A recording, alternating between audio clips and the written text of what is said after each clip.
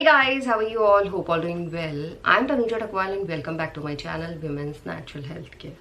So guys, देखिए ovulation के बाद महिलाओं को प्रेगनेंसी कंसीव हो या ना हो, इस टाइम पे महिलाओं की बॉडी में दो हार्मोन प्रोजेस्टेरोन एंड एस्ट्रोजन दोनों काम कर रहे होते हैं। बट इस फेज में प्रोजेस्टेरोन हार्मोन डोमिनेंट होता है एस्ट्रोजन हार्मोन से।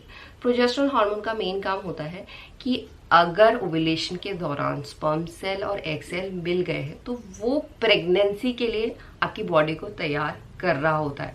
वो पता चलता है ओव्यूलेशन के एक हफ्ते बाद, कम से कम इतने टाइम में पता चलता है और ज्यादा से ज्यादा 2 हफ्ते के बीच में पता चलता है कि आपको प्रेगनेंसी कंसीव होगी या नहीं होगी।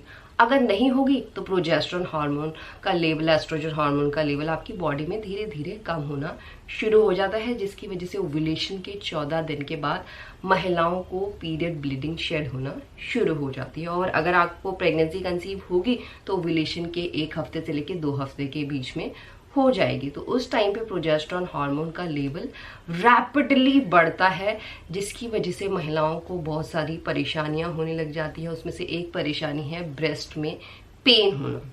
ब्रेस्ट में पेन आपको नॉर्मली पीरियड आने से पहले भी होता है और ये प्रेगनेंसी का बहुत ही महत्वपूर्ण लक्षण भी है। तो कैसे आप इस लक्षण में डिफरेंशिएट करके पता कर सकते हैं कि आपकी ब्रेस्ट में जो पेन हो रहा है वो प्रेगनेंसी की वजह से हो रहा है या पीरियड आने का साइन है। तो सबसे पहले तो गाइस, अगर आपको पीरियड आने वाली होगी तो ब्रेस्ट में जो सेंसेशन होती है, सेंसिटिविटी बढ़ती है, वो इतनी ज्यादा नहीं बढ़ती है। और आप ये सेंसिटिविटी नोटिस करेंगे कि पीरियड से थोड़ा टाइम पहले अपने आप कम हो गई है। और जैसे आपका पीरियड ब्लीडिंग शेड होता है तो ये जो सेंसेशन आपको फील हो रही थी, दर्द जैसा फील हो रहा था, टेंडरनेस जैसी फीलिंग हो रही थी, सूरनेस जैसी फीलिंग हो रही थी, वो ऑटोमेटिकली गायब हो जाती है। और अगर आपको प्रेगनेंसी कंसीव होगी तो उस कंडीशन में सबसे पहले आपकी ब्रेस्ट सुपर सेंसिटिव हो जाती हैं, हाइपर सेंसिटिव हो जाती हैं, बहुत ज़्यादा सॉफ्ट हो जाती हैं।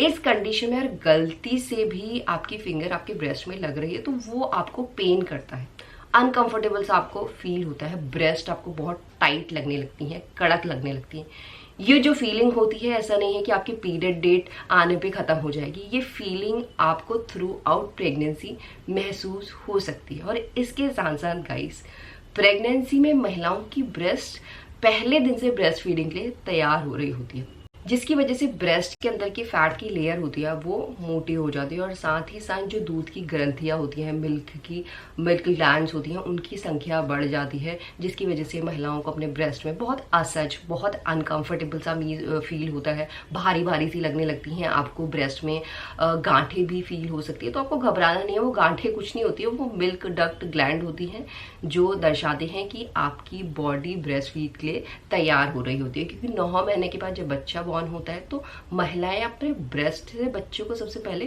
फीड करती हैं। तो ये दिक्कत आपको हो सकती है। इसके साथ साथ आप महसूस करेंगे कि आपको ब्रेस्ट भारी तो लगी रही है, साथ में आपको निप्पल में ज्यादा खुजली हो रही है। ये खुजली आपको निप्पल में भी हो सकती है और आपके ब्रेस्ट में भी हो सकती है।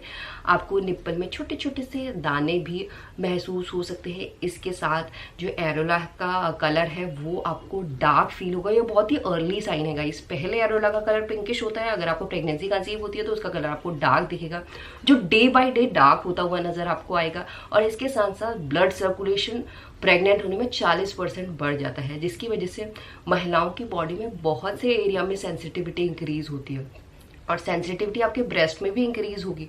सेंसिटिविटी इंक्रीज होने की वजह से आपको टेंडरनेस जैसी, सोरनेस जैसी फीलिंग तो होगी होगी, साथ में ब्लड सर्कुलेशन इंक्रीज होने की वजह से आप नोटिस कर सकते हैं कि आपके ब्रेस्ट की जो वेन्स है, जो नसें हैं, जो पहले बिल्कुल भी नहीं दिखती थी, वो आपको नजर आना शुरू हो गई है। इसके साथ ब्रेस्ट में आपको सूजन जैसी फीलिंग हो सकती है, चुभन जैसी, हल्की हल्की सी चुभन आपको फील हो सकती है। ऐसी फीलिंग हो सकती है जैसे कोई आपको चाकू चुभा रहा है, बट हल्की हल्की, बहुत ज्यादा तेज नहीं होती है। बट हाँ, कभी कभी ये फीलिंग आपको शार्प भी हो सकती है, आपको टिंगलिंग जैसी सेंसेशन भी फील हो सकती है, झंझनाहट जैसी सेंसेशन भी फील हो सकती है। बट जो भी ये सेंसेशन है, जो भी ये पेन है, जो भी ये फीलिंग है, ये आपके ब्रेस्ट में 1 दिन के लिए नहीं रहती, 2 दिन के लिए नहीं रहती, या 1 हफ्ते के लिए नहीं रहेगी, ये सेंसेशन आपको लगातार महसूस होती है। और ये सेंसेशन ऐसा नहीं है कि हर टाइम आपको अपने ब्रेस्ट में महसूस होगी, कभी महसूस होती है कभी महसूस नहीं होती है, बट हर दिन आपको ये सेंसेशन अपने ब्रेस्ट में फील होगी।